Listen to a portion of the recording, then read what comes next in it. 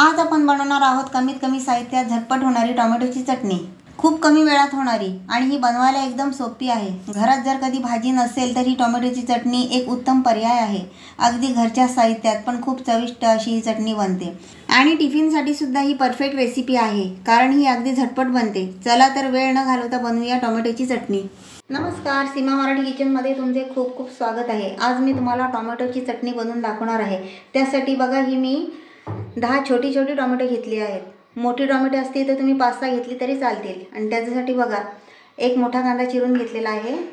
ही कोथिंबीर बारीक चिरून घेतलेली आहे। हे थोडेसे जिरं घेतलेलं आहे। हे 2-3 कढीपत्त्याची पानं, 4 लसणाच्या पाकळ्या आणि या 2 हिरव्या मिरच्या आहेत, त्या मी बारीक कापून घेतलेल्या आहेत। आणि मसाला बघा, हा लाल मसाला, धणा पावडर, हळद आणि चवीपुरता मीठ, हे एवढं घेतलेलं आहे। चटणी बनवण्यासाठी मी टोमॅटो पहिले कापून घेत आहे।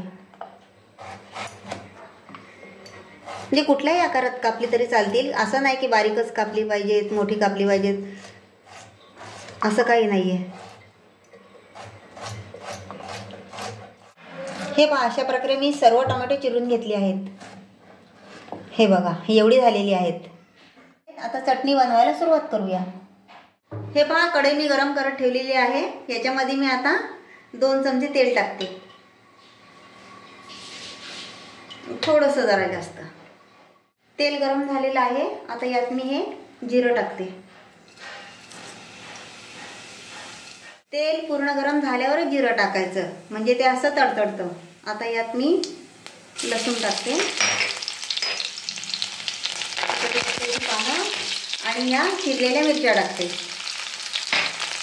आणि हे असं हलवून घेते। आता यात बारीक चिरलेला कांदा टाकायचा।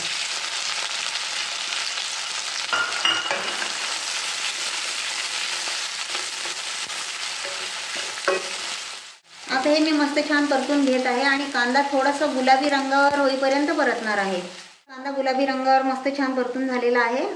आता यात मी 1 चमचा हळद घालत आहे आणि हे 2 चमचे धणा पावडर घालत आहे आणि परत एकदा नीट व्यवस्थित मिक्स करून घेत आहे।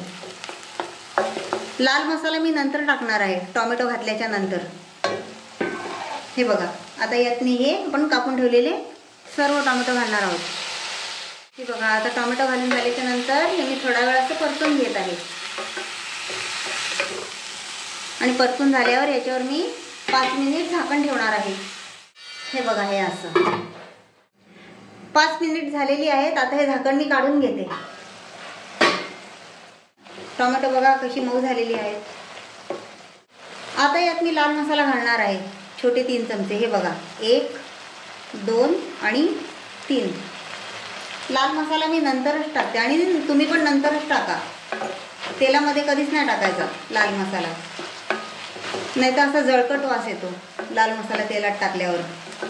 परत एकदा असं मिक्स करून घेते। हे पहा, हे सर्व मी मिक्स करून घेतलेलं आहे। आता या टोमॅटोला मी मॅश करून घेणार आहे। त्याआधी यात थोडासा 1 चमचा हा किचन किंग मसाला टाकते